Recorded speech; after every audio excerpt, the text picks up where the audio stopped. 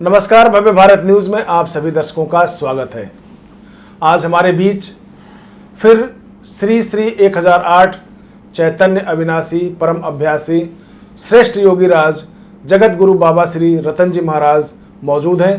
पहले स्टूडियो में हम उनका स्वागत करेंगे। बाबा जी, आपका बहुत बहुत स्वागत है स्टूडियो में। बाबा जी, सीधे सवाल पे आपके आते हैं कि आपके इतने बड़े नाम हैं, इतने लंबे नाम हैं और इतनी उपलब्धियां जुड़ी हुई कि लोग कंफ्यूजन में आ जाते हैं कि ये चीज़ें है क्या। तो पहले आप इसी पे प्रकाश डालें तो बेहतर होगा। ये सब नाम नहीं है, ये सब डिग्रियां हैं मेरी। श्री श्री 1000 भी डिग्री होती है, चैतन्य अविनाशी भी डिग्री है, परम अभ्यासी भी डिग्री है, श्रेष्ठ योगी राज भी डिग्री है और जगत गुरु भी डिग्री है। इन सबको मिला करके एक नाम बनता है रतन महाराज। रतन भी डिग्री है, संतों के द्वारा जो मुझे दिया गया। संत रतन मेरे को बोलते थे किसी समय में, तो इसलिए मैंने उसका नाम ही बदल दिया। मैंने बाबा श्री रतन जी महाराज का नाम ले लिया। जब इतनी इन सारे नामों पे चर्चा हो ही गई तो एक बार और जान लेते हैं, क्योंकि कई सवाल जब आप की वीडियो लोग देखते हैं तो कई तरह के सवाल आते रहते हैं। उसमें कमेंट ये भी आया है कि बाबा जी जो इतने कंठी माला पहने रहते हैं तो इसका क्या महत्व है। बाबा जी फिर क्यों कंठी माला इतना पहने रहते हैं, तो आप बताएंगे कि इस कंठी माला का इसका क्या महत्व है। वैसे हाँ, इन सब का महत्व है मेरे शरीर से। जैसे ये माला है, ये ज्वालामुखी के दाने हैं, ये ऊर्जा प्रदान करते हैं, शरीर में ऊर्जा प्रदान करती है जी। ये पारे के मोती हैं। पारा मतलब मरकरी। मरकरी जी, जो बुद्धि बल बढ़ाता है। रुद्राक्ष को तो आप सारे लोग जानते हो, इसलिए मैं रुद्राक्ष के बारे में कुछ कहूँगा नहीं। हालांकि ये 5 मुखी रुद्राक्ष हैं जो सुचारू रूप से रक्त संचार करते हैं। 5 मुखी रुद्राक्ष रक्त संचार के लिए बेहतर होता है। हाँ जी जी जी, ठीक है। उसके बाद है ये स्फटिक। ये क्या काम करता है? ये आपके भविष्य को उज्जवल करने की कामना देता है। बताइए। अब इसमें आपके जो टीका लगाने के जो एक अद्भुत जो ये है, ये क्या अद्भुत नहीं है ये। मैं जो जगत गुरु हूँ वो हूँ अंतर्राष्ट्रीय अखाड़ा है जिसका नाम है सूर्यवंश जी। ठीक है, तो मैं सूर्यवंशी हूँ। सूर्यवंशी हूँ तो सूर्य का तिलक भी लगाऊंगा। और खाली मैं नहीं हूँ, श्री राम भी सूर्यवंशी थे। तो इसलिए उनकी परंपरा को आप आगे ले चलने की कोशिश कर रहे हैं। कोशिश नहीं, लेके ही जा रहा हूँ। लेके जा रहे हैं। हाँ। अच्छा महाराज जी, कई ऐसे सवाल भी आते हैं कि जब लोगों ने आपको वीडियो देखा, बहुत सराहा, कुछ लोगों के मन में शंकाएं भी हुई, कुछ लोगों ने बहुत सारे अपशब्दों का भी इस्तेमाल किया। मैं मानता हूं कि जिन लोगों ने अपशब्दों का इस्तेमाल किया उनके पास कम जानकारी है या जानकारी है ही नहीं, या जानकारी है भी तो वो किताबी जानकारी है। तो निश्चित तौर पे ऐसे कमेंट आते रहेंगे। लेकिन एक सवाल है जो मुझे हर सवालों में मार्मिक लगी, और लोगों ने ये कहा है कि आप ये बताइए कि बाबा जी से दीक्षा लेने की प्रक्रिया क्या होगी, या बाबा जी से मैं दीक्षा लेना चाहता हूँ। तो बाबा जी आप ये बताएंगे कि ये दीक्षा शब्द है क्या, गुरु और शिष्य के परंपरा के बीच ये दीक्षा है क्या? सभी लोग आपसे दीक्षा लेना चाह रहे हैं आज की तारीख में। अच्छी बात है, दीक्षा लेना कोई बुरी बात नहीं है, लेकिन सबसे पहले हमारे को समझना पड़ेगा कि दीक्षा शब्द की उत्पत्ति कहाँ से हुई है। जी। संस्कृत में एक शब्द आता है, इसको बोलते हैं दीक्ष। जी, दीक्ष। दीक्ष से जिसका अर्थ है केवल कुशल होना। दक्ष का मतलब कुशल होना, कुशल मतलब परफेक्ट होना। उसके अलावा जो है दूसरा अर्थ इसका निकल के आता है स्थान तृतीय अर्थ।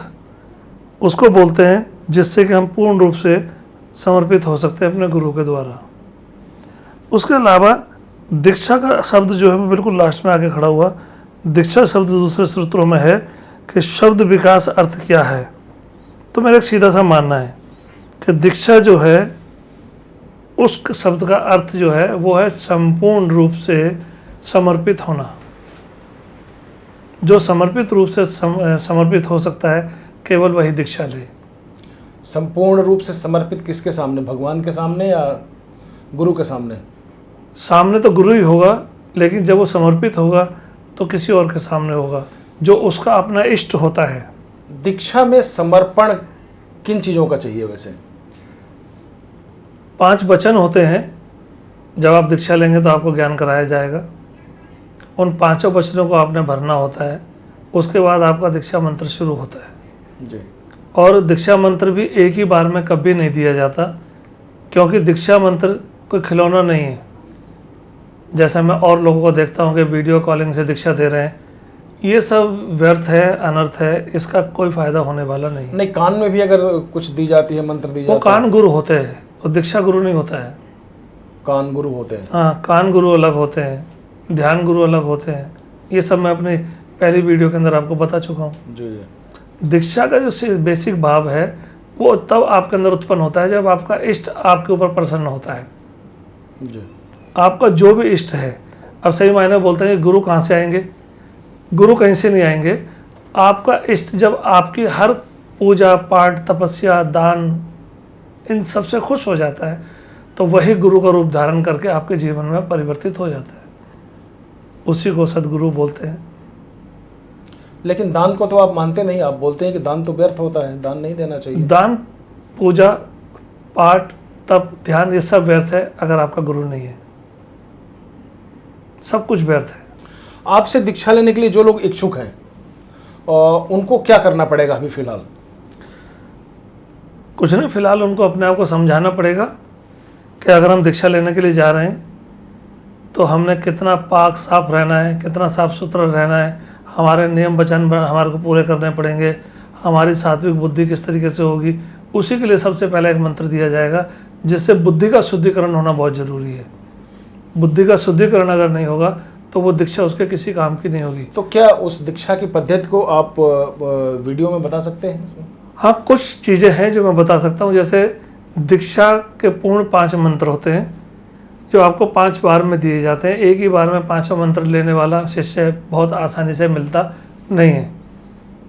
बुद्धि का शुद्धिकरण है, फिर आंतरिक शुद्धिकरण है, फिर आत्मिक शुद्धिकरण है, फिर शरीर का शुद्धिकरण है। इस तरीके से जब आप पूर्ण रूप से शुद्ध हो जाते हो तो 5वां मंत्र आपको दिया जाता है जिसमें आपको साक्षात ईश्वर का दर्शन होता है। दीक्षा लेने वाला व्यक्ति ये कहता है कि हमें तो योग्य गुरु नहीं मिला।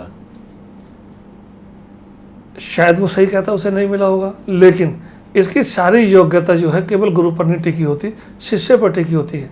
शिष्य जितना योग्य होगा गुरु उतना ज़्यादा ज्ञान देगा। शिष्य को चाहिए कि अपने गुरु के ऊर्जा और ज्ञान तंत्र को जागृत अवस्था में लेना शुरू करे। रोज ले, जितना ले सकता है, लेकिन नहीं, इतना समय नहीं होता किसी के पास। जी जी। कोई बात नहीं, आप हफ्ते में एक बार मिलो। हफ्ते में एक बार नहीं मिल सकते, आप 15 दिन में एक बार मिलो। 15 दिन में, आप महीने में एक बार मिलो। कम से कम पूर्णमासी के दिन तो अपने गुरु से जरूर मिलो, जिससे कि जो भी अगली पिछली चीज़ें हैं आप उनको बता सको, जो आगे आने वाली चीज़ें हैं वो आपको बता सकें। कई बार पहली क्लास में अगर आप पास नहीं होंगे तो दूसरी क्लास में जाएंगे नहीं, सारी ज़िंदगी पहली क्लास में बैठे रहेंगे। अच्छा, एक सवाल और आता है कि जितना शिष्य के लिए गुरु का पाना मुश्किल होता है, क्या गुरु भी एक अच्छे शिष्य की तलाश में रहते हैं? हाँ, मैंने बताया ना कि गुरु तो गुरु है। और ये शब्द आता है एक, 3 लोक 9 खंड में गुरु से बड़ा ना कोई। 3 लोक 9 खंड में गुरु से बड़ा ना कोई। कर्ता करे तो कर ना सके, पर गुरु चाहे सो होए। यानी ईश्वर की तरफ इशारा किया गया है इसमें। हाँ, कर्ता मतलब मालिक, जिसको ठहरा रहे हैं हम लोग। अभी मान लीजिए आपका शरीर है जो चल रहा है, श्वास ले रहा है, लेकिन आप कोमे में हो। कोमे में है, शरीर चल रहा है आपका, तो कर्ता मालिक आपके शरीर को क्यों नहीं चला रहा है? तो कर्ता करे तो कर ना सके, पर गुरु चाहे सोए। गुरु के द्वारा आपके शरीर की रचना को दोबारा शुरू किया जा सकता है। कैसे संभव है ना? उनके पास ज्ञान है, उस ज्ञान के आधार पर आपको मंत्र दिया जाएगा। नहीं, अभी जो आपने एक एग्जांपल दिया कि एक आदमी मरणासन्न पड़ा हुआ है, मैंने कोमे में बोला है, मरणासन में। कामा का मतलब वही हुआ, कामा का मतलब वही हुआ, अचेता अवस्था में। ईश्वर कुछ नहीं कर सकता, लेकिन गुरु उसको करेगा। तो वो कौन सा भाव है जिसको डेवलप करना पड़ेगा? सिर्फ समर्पणता का भाव, विकसित करना पड़ेगा। समर्पणता का भाव। आप इसको ऐसे समझ सकते हैं कि अगर वो अचेत अवस्था में है तो कैसे वो समर्पण है? क्योंकि उसको तो होश ही नहीं है। उसका परिवार है जी। क्या उसका परिवार पूर्ण रूप से उस व्यक्ति को गुरु को समर्पित कर सकता है, गुरु के हवाले छोड़ सकता है? समर्पणता है ना, संभव है। हाँ संभव है, तो वो भी सुरक्षित हो जाएगा। गुरु के पास ऐसा बहुत सारा खजाना होता है जो एक आम व्यक्ति के पास नहीं होता है। गुरु तो वो सत्ता है, गुरु तो वो शक्ति है कि मुर्दों में भी प्राण वापस डाल सकता है। गुरु को आप लोगों ने समझा नहीं है कि गुरु कौन सी शक्ति है, गुरु कौन सी ताकत। गुरुदेव, अभी पिछले जो गुरु पूर्णिमा का समय आया था उसमें कम से कम हजारों लोगों का फ़ोन आया और लोग यही कहते रहे कि हमें गुरु जी का दर्शन करा दीजिए, गुरु जी से मैं दीक्षा लेने के लिए उद्यत हूँ। तो किस तरह से गुरु जी का दर्शन हो सकता है या उनका हमें दीक्षा मिल सकती है उनसे? हमें नहीं, दीक्षा मिल सकती है। दीक्षा के लिए विशेष दिन होता है, पूर्णमासी का दिन है जिस दिन आप दीक्षा ले सकते हो। और दीक्षा लेने के लिए आपको आना तो पड़ेगा। मैं उन लोगों में से नहीं हूँ कि वीडियो कॉलिंग पर आपको दीक्षा दे दूँ। तो आपसे संपर्क करने के लिए किस नंबर का इस्तेमाल करें, क्या करें, कुछ ऐसा? क्योंकि आप तो यायावर हैं, हर जगह घूमते रहते हैं, तो उस स्थिति में कैसे लोग दीक्षा लें जो जिज्ञासु हैं? वो तो आपसे संपर्क कर ही लेते हैं जिनको दीक्षा लेनी होगी। आप उन्हें एक समय दे दीजिए पूर्णमासी का कि आप आ जाइए और उस दिन आकर के दीक्षा ले लीजिए। तो कहाँ दिल्ली में समय दिया जाए, कहाँ दिया जाए? वो आप मेरे से पूछ लीजिएगा, मैं जहाँ आऊँगा वहीं बुला लूँगा। वो हरिद्वार भी हो सकता है और ऋषिकेश भी हो सकता है। चलिए, तो आज ये जिनको आप गुरु बनाने के इच्छुक हैं, दीक्षा लेने के जिनसे आपकी एक श्रद्धा है, विश्वास है, आज उन्होंने अपने मुंह से ये उद्घोषणा कर दी कि आप हमसे दीक्षा ले सकते हैं। वो समय पर निर्भर करता है कि आप दीक्षा कब लें, उसके अनुसार आप संपर्क करते रहिए। और जी, और भी एक बात का ध्यान रखिए आप जी, जब मेरी ओर आने लगे आप, तो आप शिव पुराण को पढ़िए। शिव पुराण के अंदर एक सब्जेक्ट आता है, एक दिशा है, उसको बोलते हैं गुरु गीता। गुरु गीता मैंने आपसे मिलने से पहले गुरु गीता पढ़ना जरूरी होता है। बहुत ज़रूरी है, क्योंकि उसमें स्वयं भगवान शिव जो हैं पार्वती के कहने पर कि कैसा शिष्य होना चाहिए और कैसा गुरु होना चाहिए, उन सारी चीज़ों का वृत्तांत उसमें दे रखा है। अगर वो उसे पढ़ लेंगे तो मुझे समझ जाएंगे।